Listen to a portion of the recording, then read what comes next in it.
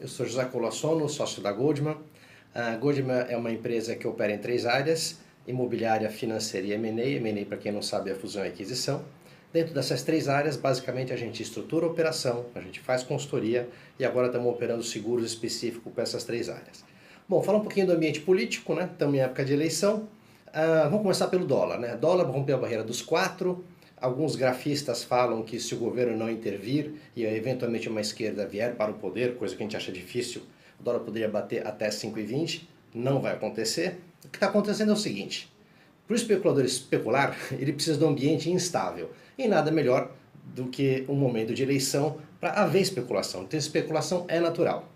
O câmbio passou a barreira dos 4, está em 4,5, 4,10, 4,20, e o governo não está fazendo swap cambial. Por quê? Na verdade, o mercado e o governo estão se testando. Os especuladores estão vendo até onde eles podem ir sem o governo entrar, e o governo está vendo qual é a folga dos especuladores. É óbvio que se precisar, o governo vai intervir. Outra coisa que é muito importante, né, que os capitalíticos falam, né, que o câmbio vai explodir e que nem sei o quê. Quem fala isso aqui não entende economia.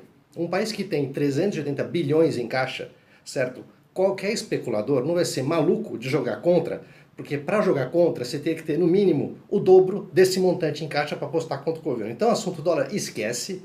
Na verdade, o próprio mercado se ajusta.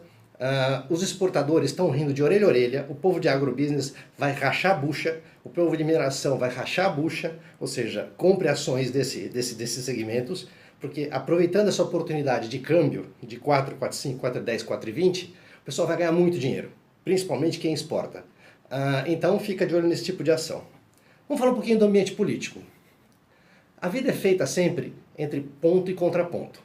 Depois de 14 anos de governo de esquerda, clepto, caviar e bolivariano, acabou essa fase. Ou seja, agora nós vamos viver o contraponto desse universo. Ou seja, pela lógica, o próximo presidente vai ser alguém de centro-direita. Dentro desse núcleo, eu separei basicamente 4 nomes. Nós temos Álvaro Dias, nós temos Alckmin, nós temos Amoedo e nós temos Bolsonaro. Álvaro Dias sem chance, certo? Partido pequeno, com a mensagem ainda não muito clara e muito centrada na pessoa física dele. Alckmin, um excelente nome, ótima tradição, só que Alckmin tem 2 problemas. Primeiro, a peixa de picolé de chuchu. A gente não sabe se o nome Alckmin move montanhas. E 2, por ele ter vindo da antiga política que se fazia no Brasil, o Alckmin ele é um nome um pouco exposto, né, para efeito de problemas de corrupção que possam aparecer durante a campanha. Então, em resumo, o Alckmin é uma candidatura que tem um pouco o telhado de vidro. Amoedo, excelente nome, excelente iniciativa, só que o Amoedo e o partido do Amoedo, ele peca pelo purismo, ou seja, ele incorre no mesmo erro, por incrível que pareça, do seu antagônico, que é o PSOL. Ou seja, ele é tão puro, tão puro, tão puro, que ele esqueceu de jogar o game, porque ele quer mudar a regra do jogo. Só que você não consegue mudar a regra do jogo na arquibancada. Você tem que entrar no jogo, você tem que ganhar o jogo, e uma vez que você ganhou o jogo e você tem a caneta, aí sim você muda a regra que você quer. Agora, mudar o jogo da arquibancada, Moedo não vai conseguir. Então, a candidatura do Amoedo, ela peca pelo purismo. Então é o seguinte, é uma curva de aprendizado, eles vão eventualmente eleger um ou outro candidato, certo? Está errado eles não concentrarem fogo em poucos nomes, deixaram o leque muito aberto, então existe muitos candidatos para um partido ainda muito sem estrutura. Então, eventualmente, vai eleger um ou outro candidato, e aí sim, para uma próxima eleição, vai ter um pouco mais de tempo de televisão, vai ser um pouco mais organizado. Ou seja, a estratégia deles, ok, funciona, mas é de médio e longo prazo, não é para ser candidatura. Outro problema do Amoedo. O Amoedo, ele não sabe falar pobrez. Ou seja, ele é uma excelente pessoa, ele é um ótimo técnico, só que é o seguinte, ele fala muito sofisticado. Ou seja, a posição que ele se coloca é como um ótimo ministro, mas não como presidente. Para você ser presidente, você precisa falar numa linguagem que o povo entenda. Ou seja, o Amoedo fala sofisticado, e com isso não gira. Vamos falar um pouquinho agora do nome Bolsonaro. Bolsonaro vai ganhar a eleição. E vai ganhar a eleição de primeiro turno, valendo uma beer aí.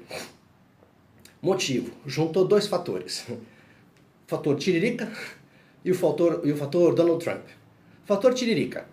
Bolsonaro concentrou o voto de protesto.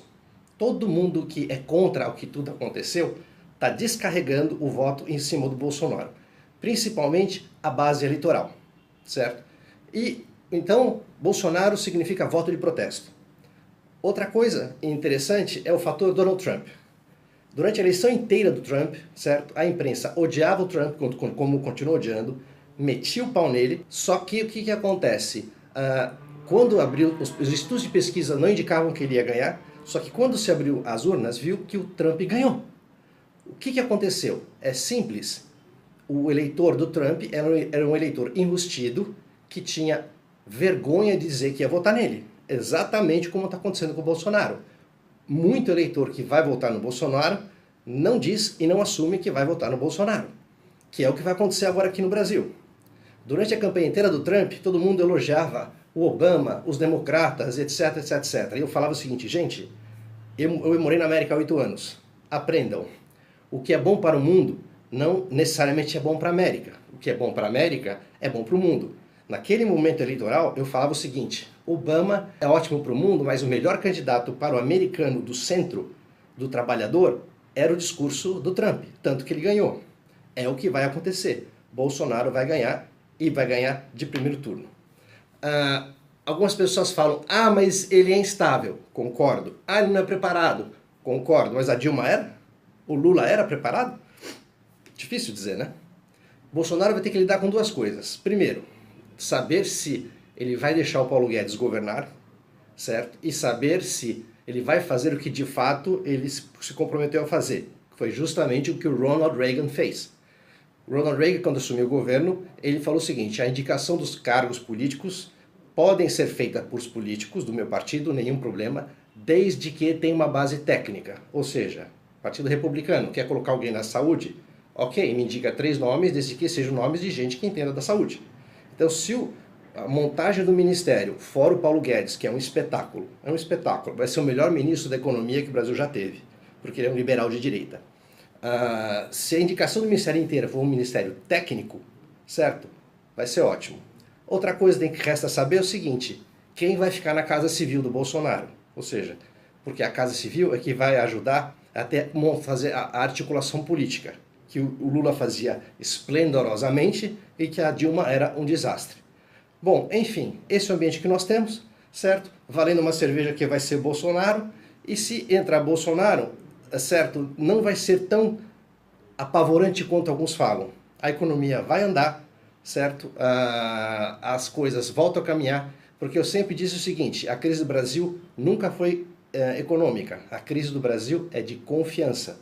Prova disso é que a Selic veio de 14,25 para 6,5, a inflação veio de 3,5 para 2,8, certo? E mesmo com essa queda de inflação e queda de juros, o investidor continua não investindo e o consumidor continua não consumindo. Por quê? O investidor não confia e o consumidor tem medo de perder emprego. Restabelecida a confiança, esse Brasil volta a crescer rápido. Eu vejo um futuro legal. Eu acho que 2019 vai ser um ano muito bom. Vale a pena apostar. Abraço.